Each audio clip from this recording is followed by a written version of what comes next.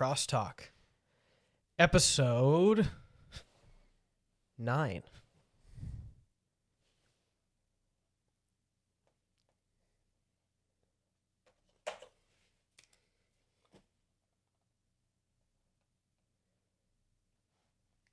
P.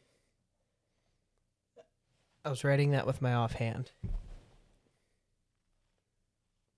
Is this a bit now?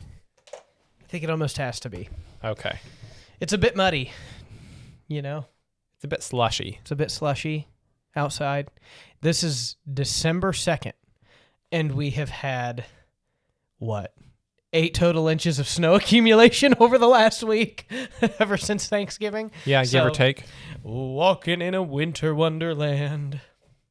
I don't like snow. I'll keep saying it. I don't like snow. I tolerate snow within 2 or 3 days on either side of Christmas, and that's about it. You know, if it's going to be snowing, let me put it this way. If it's going to be cold, it darn well better be snowing, because at least it's a different scenery than just the dry, nasty 25-mile-an-hour winds that make 30 degrees feel like -10. Yeah. So I'll take the snow. There's also no silence like snowfall. It is the most purely quiet sound when you walk outside. There is no noise that carries anywhere. It's like a natural insulator falling from the sky. I will say there is pretty incredible. There is a noise too when it is snowing, though. Yeah, the that, and then also you kind of hear like, I feel like I can hear like the snowflakes like rubbing against things. Yeah. Yep. Or against each other. That was my They're really poor spit take at that just a second ago, was the snowflakes hitting things. So my dog really likes to play in the snow. Pretzel, he asks to go outside a lot more than he usually does. So that can be a little bit frustrating, but he's having a good time. So this morning at 4:30 when Opal woke me up and I got out of bed and I took them outside, I grabbed the shovel and I was going to just shovel a little walkway so I can get to the garage without getting snow all over my shoes. Sure. It wasn't complete. It was literally just the shovel's width from my back door to the side door of my garage. And in the 2 or 3 minutes it took me to, the 30, 40 feet to my garage, I look over. In the middle of the road are my dogs. And as loud as I could, not remembering it's 4:30 in the morning, I go, Opal, Penny, get your butts back over here. Get out of the road. And I was just waiting for someone to like open their window and be like, shut up. It didn't happen, but I was expecting someone to tell me to shut up. Usually in Bern, it's like everybody gives you some graces of kindness. They'll give you a few passes at a few offenses before they really start to turn on you. So maybe you used up one of yours this morning. Maybe your neighbors didn't hear you. It's okay. Probably. Although I feel like I look over in quite a bit. I don't want to say where I live. I live in Bern. That's all I'm going to say. I can look up out a window and I feel like I see a TV on like on the second floor pretty often late at night and early in the morning. So maybe someone's awake. I don't know. Yeah. Or they use the television to sleep. One of Kylie's relatives is that way. Abby's that way. Oh, yeah, she has to have TV to sleep. Yeah. The noise stuff. So cool. Well, hey, you had a question that you kind of threw out to some of us today. Yeah, and any answers? No answers? Well, we should talk about it here. Okay. And so Coby asked the question, what is the worst Christmas song, in your opinion? This isn't just hymns or anything like that. It's all of Christmas music that exists in popular culture. I'm going to say, in a large category, but mostly just one particular song. Any of the popularized Christmas pop songs, I hate them. The one that I absolutely can't stand is the Last Christmas by Mariah Carey. Is that the one? You're mixing two songs. Am I mixing two songs together? Okay, so Last Christmas is Wham, which is Last Christmas. Yeah, I hate that one. And then there's the All I Want for Christmas Is You by Mariah Carey. I can't stand that one. That one I don't like. So I also can't stand the Mariah Carey song, but that is not my least favorite. I really like Last Christmas by Wham. But being a big Beatles fan, I love Paul McCartney, but I can't stand his Wonderful Christmas Time or whatever that's called. Simply having See, I like wonderful that Christmas. That one is way more annoying than Last Christmas. But my least favorite Christmas song, and I've only heard it 3 or 4 times because it's that bad. It's called, let me double check that. I took a screenshot of it. It is called An Old-Fashioned Christmas, Daddy's Home by Linda Bennett. If you've never heard that, I will create a little playlist and you can click right here and you can click off after the end of the video. Or actually, I'll put it in the description. There'll be a little link. Click there. You can listen to all of the worst Christmas songs that are out there, and this will be number 1. The gist of the song, I won't spoil it, but the gist of the song is it's one of those songs where they pretend like you're tuning the radio and you hear all this stuff at first, which is interesting. And it's sung from the perspective, I think, from both a mother and like young children about their dad being on his way home from something, either Christmas Eve or Christmas morning, and there's a bad accident and this whole thing, and it's just awful and terrible. Not only is it like a bad story, it's also just like poorly put together and poorly sung. Yeah. In my opinion. Yeah. My dad introduced it to us a couple years ago, and every year he has to play it just one time, and we have to sit there and listen to it, and it's just terrible. He doesn't like it either. But he does it just to torment you guys. Yeah, does it just to torment us. But and if you like that song, I'm sorry, you have bad taste. There's room for that disagreement in the body of Christ, right? That's good. So, some other Christmas songs, I guess in the opposite direction, what do you think is one of the most exemplary, wonderful Christmas songs? Secular or non-secular? Let's do non-secular first, faith-based. The best Christmas song, faith-based.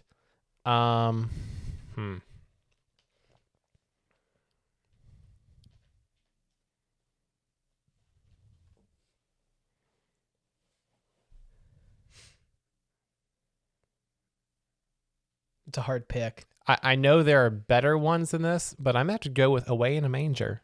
It's classic. That's your favorite? That's what I'm coming up with on the spot. I'm gonna judge you poorly for that. I would have to say it's a toss-up for me between 3 of them. I think O Come, Emmanuel is absolutely fantastic. Come Thou Long Expected Jesus in that same category. And Oh Holy Night is one of my favorites. Yeah, okay. I'm going to change my answer. Oh Holy Night. Okay, I can let you pick that. I kind of had to be refreshed and reminded of the Christmas catalog. Yeah. The reason I don't like Away in a Manger, it says no crying he makes. It's never anywhere in the scripture that Jesus didn't cry after he was born. Creative liberty. Creative liberties. Yeah. So that's probably where I'd go. Secular side, who? You're going to go first on this one, so I can think. Yeah, I'm going to have to toss around a little bit on this too. Kylie is really better at remembering this kind of stuff than I am. Oh, goodness. You know, Blue Christmas by Elvis Presley is up there. That's a good one. He's that one was really, really solid. That's probably one of my all-time favorites. I have a better idea. I have a Christmas now, playlist. And if you haven't heard it, there's a Porky Pig version of that. Oh, goodness.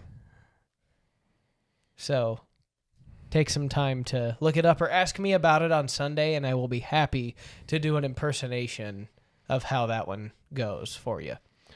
Okay, so secular-wise, I'm going to have 2 of them. So for like fun, silly, like nostalgic, You're a Mean One, Mr. Grinch. Oh, fantastic. I forgot about that. Yeah. I sang that in Trebs in an a cappella group before, and it was a lot of fun. And then more kind of leaning more into like traditional, classical, either Carol of the Bells or Pachelbel's Canon in D. Oh, Carol of the Bells is really good too. Especially when it's Trans-Siberian Orchestra playing it. Yeah, TSO's good. I like Carol of the Bells by Celtic Thunder. They're a Irish, Scottish singing group. They're really good too. So, yeah. How do you feel about the song Santa Baby? It's creepy. It is creepy. It's very creepy. I actually did a parody of it the other day and sang it for my relatives at Thanksgiving, of which I am not willing to repeat on the air. So we'll move on to holier and more sanctified things. Anyway, so thanks for the going with us on the Christmas songs discussion. What else do we have going on in the life of the church and the community and other stuff right now? Yes. Let's see here. We'll pull up our announcements for this week. The most major one that's coming up, Candlelight Christmas Eve service, 11 p.m., December 24th. Come in your jammies, whatever you're going to wear. It is, and I'll admit, I was a pessimist when I first got here. Why on earth are we having this service at 11 o'clock? I understand, yes, you finish Christmas Day, but that's a silly reason to do it. And then I showed up, and then like half the town was here, and I understand why we do it now. Does this mean that I get to also wear my jammies? You can, I guess, if you want to. Maybe not if you're going to be up front. I have a hunch that I'm going to be on stage for something. You might be on stage for something at some point. So anyway, coming up on the 14th, which is a Sunday after church, we are affirming our council seats of Karen Mosier, Kenrick Gould, and Carol Beerbaum. Greg would want me to tell you all that Euchre Night is December 7th at 6 p.m. It's coming Sunday, 6 o'clock. Bring your snack, bring your buddies. Come play euchre. And then the day after, on Monday night, the Ladies Life group is having a Christmas fellowship in the multi-purpose room. Mm-hmm. Come hungry. You're having a Bethlehem dinner and watching a movie. Cool. And that was last week. Oops. That's still current. Still current. Yeah, nothing changed. Okay. If you get turn in your flower orders, it's too late. There, I'll say that. Sweet. All right. Well, on to other things. We started our Advent series this week, and we had a very weather-beaten, snowy Sunday morning, and we began our Advent series, and it seems like no more of a fitting fashion. There's snow on the ground. The church is decorated wonderfully. We all huddled up since there were less of our people here on Sunday morning, and it was just a nice service, I thought. And we talked about hope. We're going through the candle lighting part of the service, and we're having people from the congregation read and light the candles and pray as we go into that time. And then I'm expanding on that with the scriptures that they read and then accompanying scriptures on this theme of hope and our God of hope. And, man, I think you and I can both say over the last year, life has been absolutely roller coastered in a tame sense. Yeah. That might be the most tame way to put it. Mm-hmm. With relocation and trying to sell homes and purchase homes and deal with the problems that all of that stuff gives. And like water bills because things are leaking in your house and you don't know it. Yep. There's that. And then renovating and travel time and all of that kind of stuff, and then problems with your new house, like your water pipes were frozen this morning for some reason, and just sometimes things get in the way of hope. And I mentioned this oftentimes in our modern American linguistics, we use very powerful words, but we use them very casually. We don't really dwell on the meaning of the things that we say Is that a fair assessment? Yeah. Love is a powerful word. Love is the type of expression that God showed to all humanity when Jesus was sent to dwell among men and also to die in our place. And in the same breath, you and I will sit back on a Saturday afternoon watching the Ohio State Buckeyes kick the Michigan Wolverines behinds and take a bite of pizza and say, man, I love this pizza. It's a very different type of affection and expression than what is stated. So I'm just glad that you didn't say anything about them being IU, because it's gonna be a close game. That's gonna be good. I'm really looking forward to that. But this whole idea of we take some stuff a little too casually, and oftentimes when we say, well, I hope such and such a thing works out, it's more so wishful thinking or kind of hopeful optimism, I guess is probably the best way I would sum it up. Yeah. You would say, I hope the Colts win an AFC championship this year, but they're week over week, it's not going as well as what it was the first half. Right. Of the season. But anyway, but there's still time yet too. But all of this to say, we use these words, but then we look at God's people and we go all the way back to the beginnings of the heroes of faith, all of this.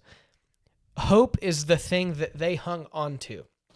Hope and faith are often closely associated. Hebrews 11:1 actually gives us a very clear definition of faith. It is the assurance of the things we hope for and the conviction of the things we cannot see. So faith and hope come together because it's the assurance of what we have hope in. Our God is the God of all hope. He came to dwell among us. So that was kind of where we landed last week. And this week is the God of peace. What is peace? What is peacemaking? What does that look like? Is it, fumbling around and just folding over when people are being rough, tough, and mean, and you just kind of roll over and play dead? Or is it something much more action-oriented for the Christian than that, and for those who have seen the God of peace come and dwell among us? So I'm really looking forward to diving into that a little bit more this week as well. Okay.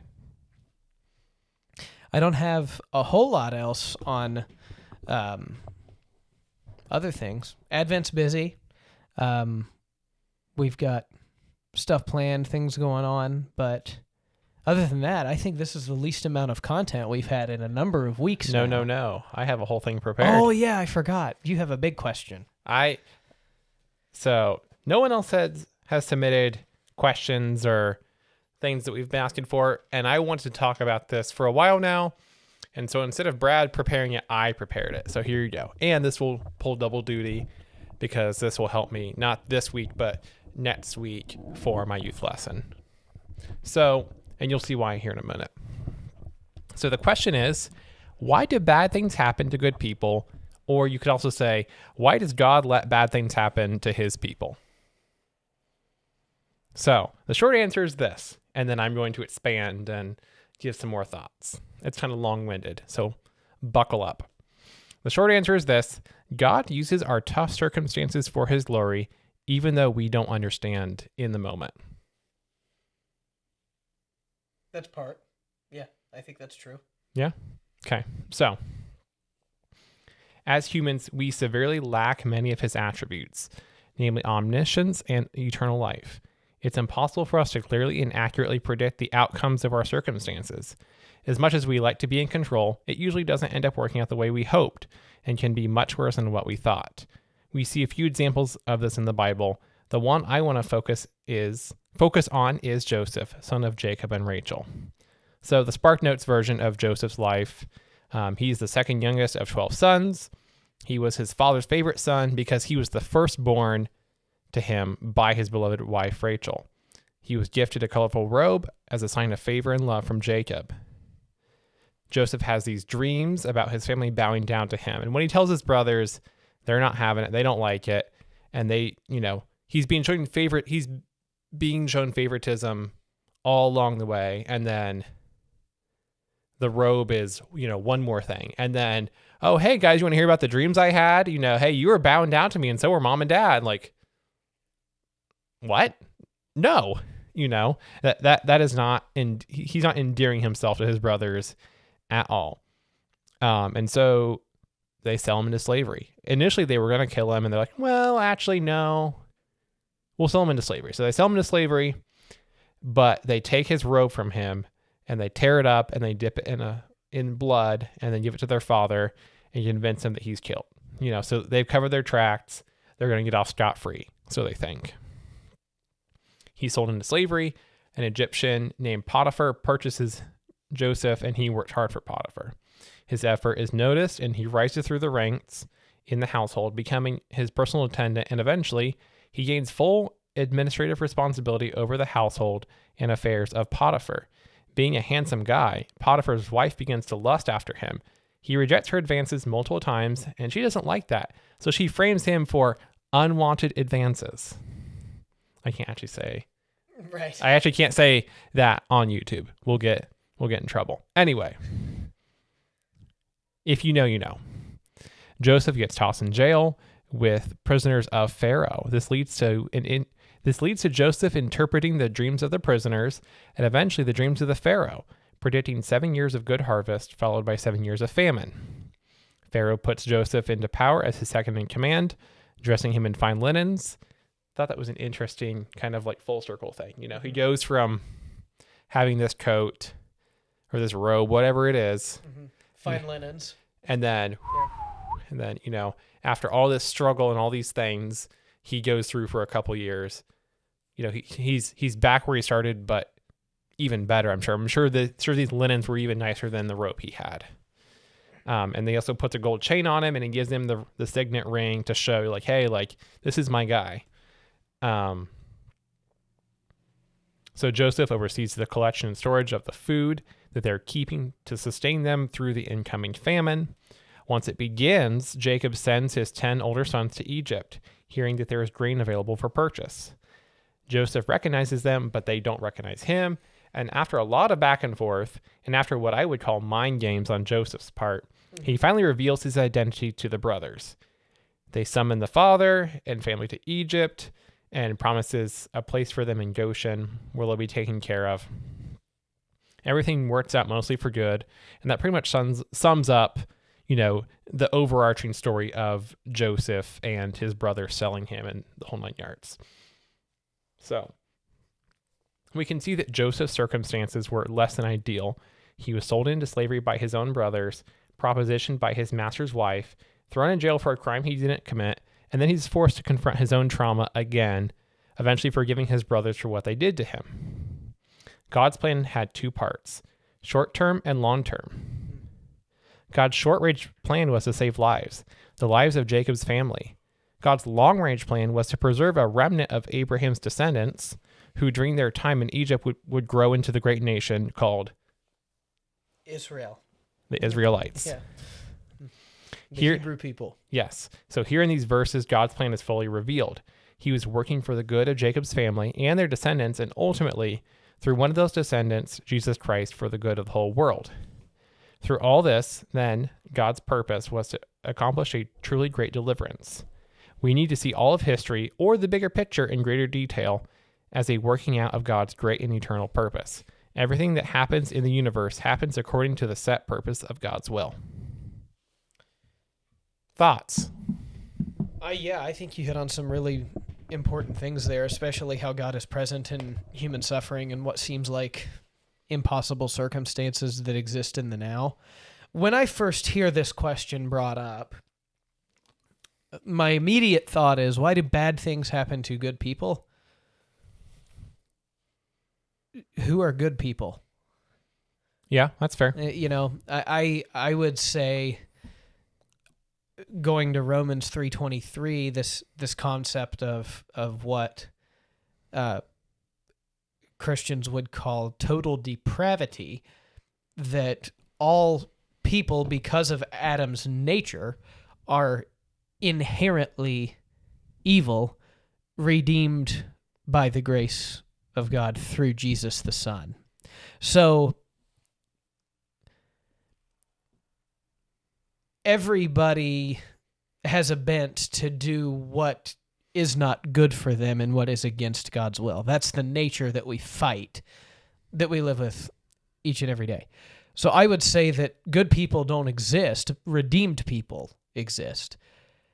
And we also live in a fallen world that is Satan's playground for the time, where Jesus says himself, more people are going to eternal damnation than redemption. Mm-hmm. You know, the way, the gate is narrow, and it's a narrow gate and a narrow way, and those who are on that path are few, which is a terribly grieving and unfortunate thing. God desires all people to be saved, but the gospel comes with conditions, and those conditions are belief in the one whom he has sent, and to say, okay, because I believe in the one who he sent, I'm going to make sure that Jesus is seated as Lord over my life. He's the one who's sitting on the throne, and that's what's best for me.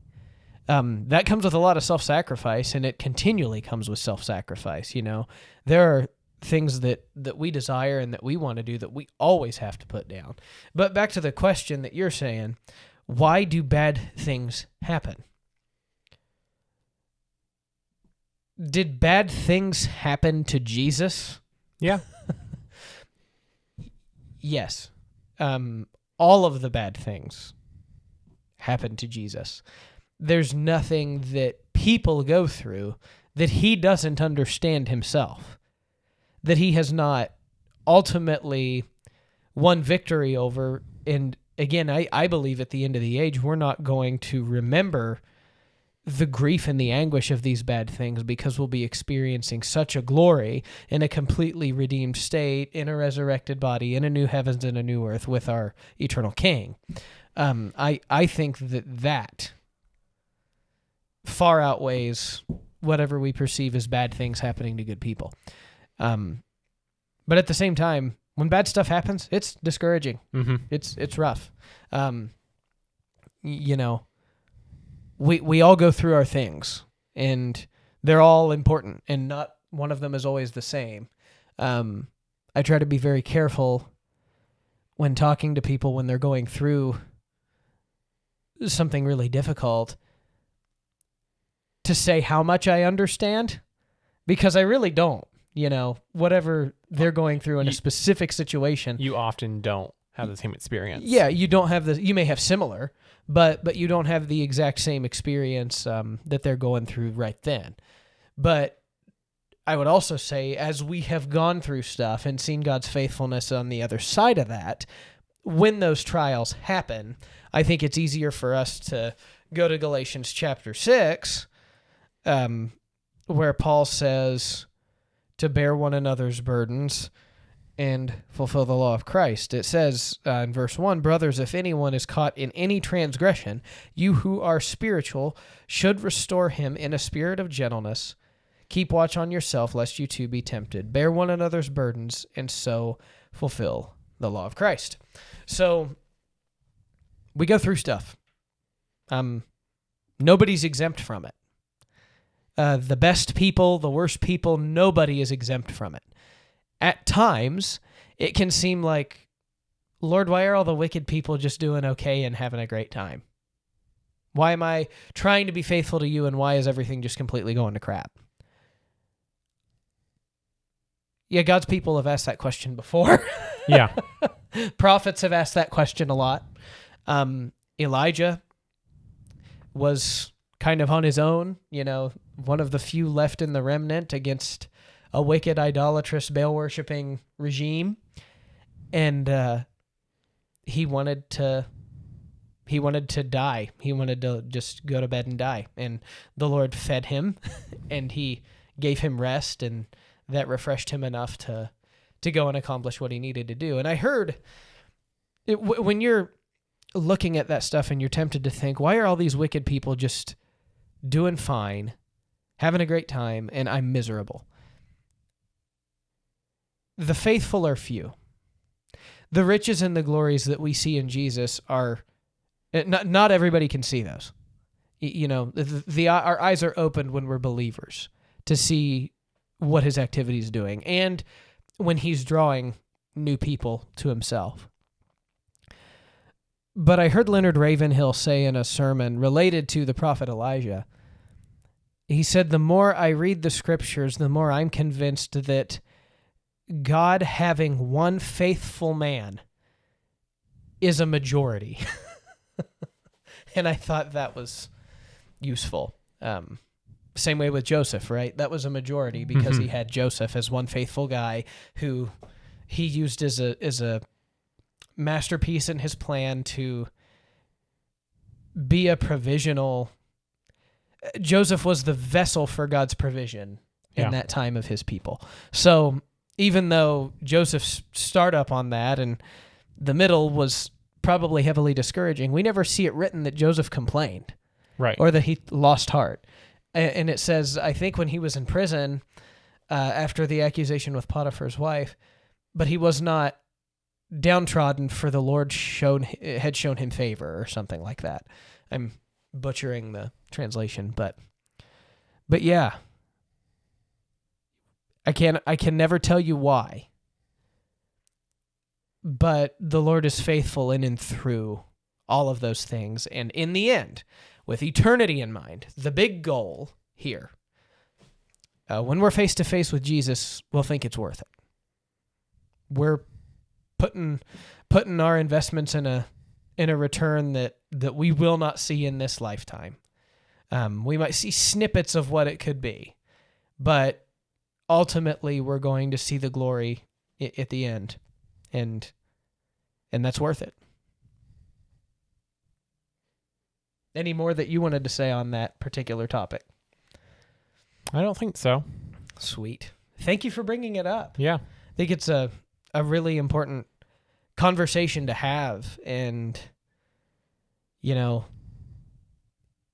in a world that feeds us a lot of information and a lot of viewpoints, and that itself can be overwhelming, like the amount of directions we can take when we face stuff.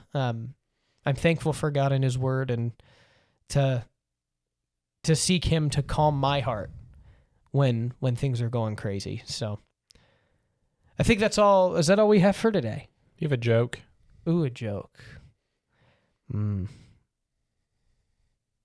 I don't have one in mind right now. Did you have one ready? No. Okay. No jokes today. So if you have a joke to tell, drop it in the comments below. Thank you for joining us for Crosstalk this week. May the Lord bless and keep you, make his face shine upon you and give you peace. Come join us as we continue to explore this wonderful Advent story this Sunday, 10 a.m.